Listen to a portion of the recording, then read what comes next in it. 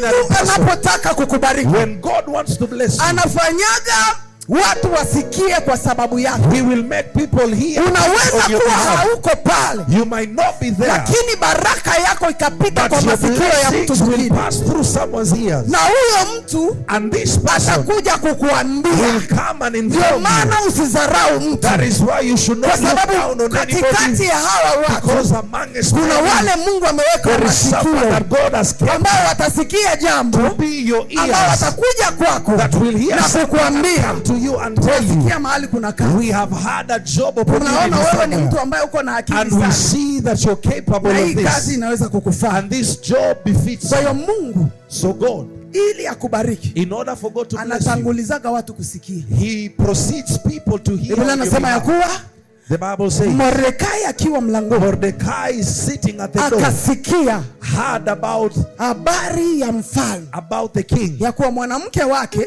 that the wife to the king ameondolewa. has been removed, Kwa hiyo watafute wanawake bikira and virgins were being sought for, ambao watapita mbele ya mfalme, that will go in front of the king, na wanapopita and when they go before mfalme the king, atachagua ni the nani king will choose atakaye who kuwa mke will wake. become his wife. Bwana Yesu asifiwe. Amen. Kwa hiyo huyu Mordekai So Mordecai, aliposikia when he akaenda heard, kwa ule mtoto wake, he went to Esther.